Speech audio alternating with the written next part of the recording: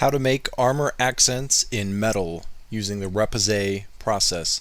This is a cheap and easy way to do Repoussé without pitch or torches or annealing or any of that hard stuff. This is very simple to do, very satisfying, and only costs you a couple of bucks. So grab your hammers, let's get started.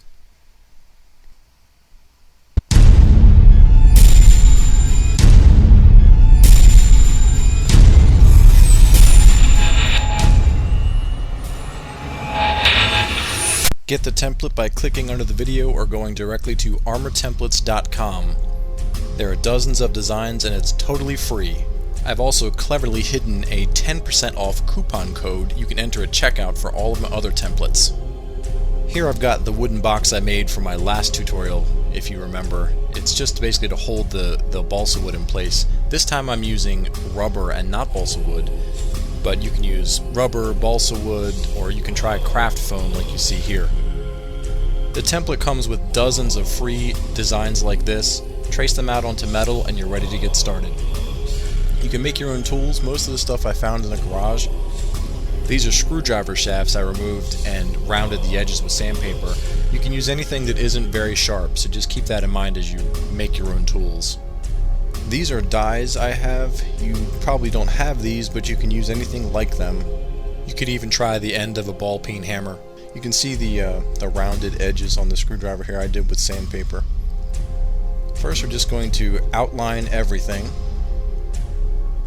This is probably the least fun part of the process, but it's not hard to do.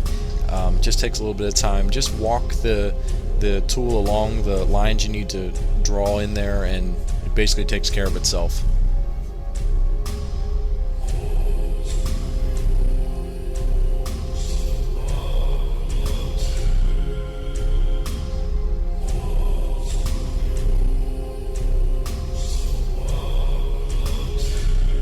In a matter of minutes, you pretty much have the entire thing outlined. It already has a bit of a 3D effect if you look close.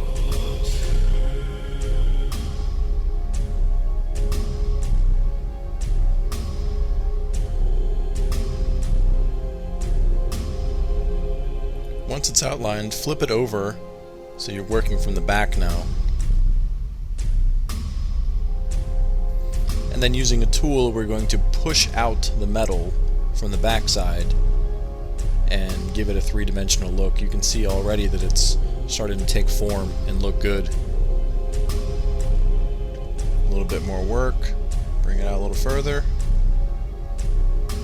Smaller tools get you in little tighter spaces and better details. You don't really even have to hammer any of this stuff, you just kind of almost draw it on with these tools and it sort of works itself through on its own.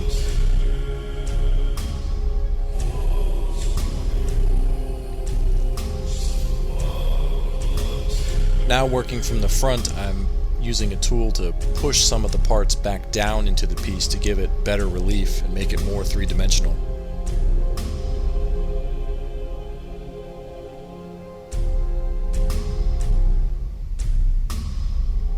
And using the screwdriver again to just clean the edges up a bit. Now I'm going over the edges with the die tool again.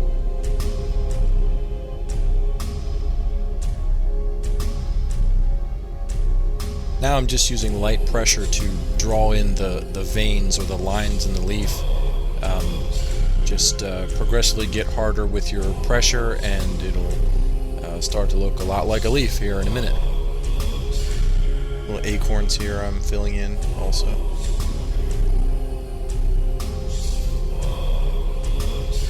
Really, this is the entire process. The rest of the work is basically just cleaning the edges and making more detail as you go. Just keep on flipping the piece, going back and forth. And it's really not that hard to do this.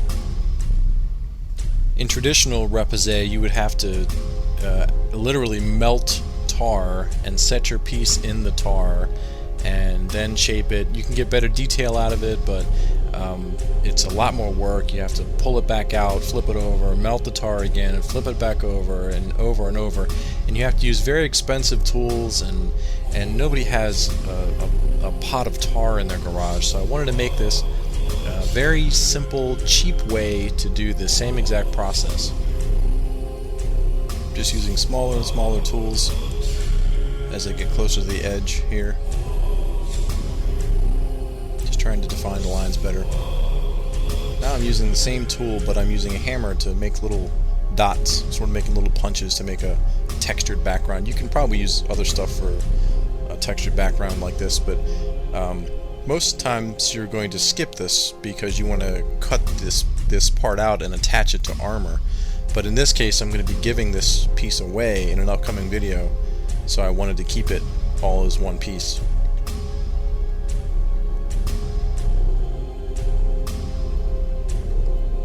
Yeah, I'm using the screwdriver to tighten the edges up and straighten them up clean.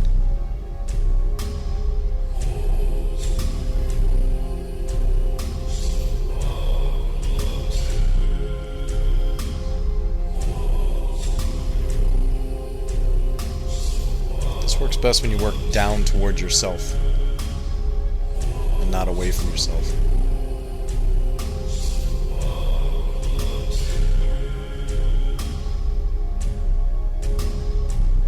Again, cleaning the edges. That's really the whole thing, is cleaning the edges. That's what you're going to spend most of your time doing. Here I'm doing the textured background again around the edge. Again, you'll be skipping this if you use it for armor. Here I'm painting on some oil paint, and I'll be rubbing it away in a minute here. This gives it an antique look. Not a necessary step, but I like it. If you're going to attach to armor, you want to drill holes and rivet them. I use copper rivets. You can use any kind of rivet you want, but just do one hole at a time, or else you'll never get the part to line up properly.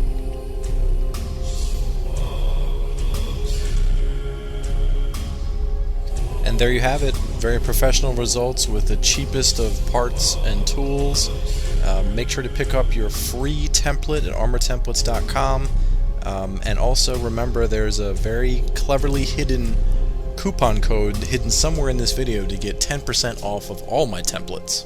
But if you find it, don't leave it in the comments. Check out all my other armoring tutorials by clicking the links above. Make sure to share, like, and subscribe, and please share these videos on all social networks. Thanks a lot, and I'll see you next time.